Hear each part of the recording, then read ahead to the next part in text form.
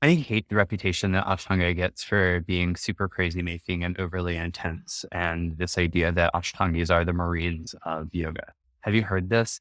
I think it's because Ashtanga is intense. If you need intensity, because it is disciplined, and discipline for people is intimidating. When this happens, though, it means that beginners get the message that you have to jump in and keep up with everybody, especially if they see a lead primary. But man, I think that approach filters out people who should be invited in. That means that if we want Ashtanga to be a more sustainable system, bringing in those who may have a little bit more trouble swimming upstream, we need to rethink how we introduce it. A functional system meet practitioners where they are. The full primary series is super beautiful, but for many, it's way too much, way too soon.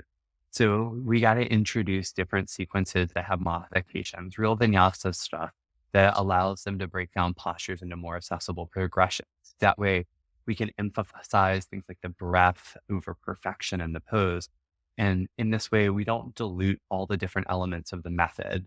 Instead, they become on ramps at different points for a lifelong practice. The real barrier isn't physical. I think it's psychological.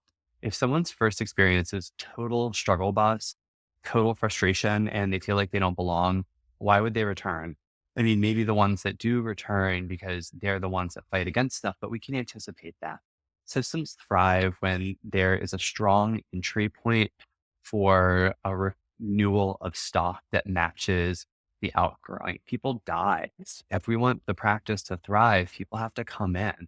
And man, I think a structured sort of pre-primary approach, focusing on foundational mobility, breath, and gradual integration ensures that more people stay in the practice instead of burning out before they begin. So where do we go from here? We shift from gatekeeping to welcoming. We drop all the hubris around like hoorah, push through pain. I mean, I don't even know. That's so antiquated. We just need to make sure that when we're inviting people in, we're not gatekeeping or creating things that make it too hard for beginners to build confidence, not just like the endurance of making it through the postures. If Ashtanga is going to be a lifelong practice, we need to invite people in with an accessible beginning that teaches them the foundation first. And that shift starts with us.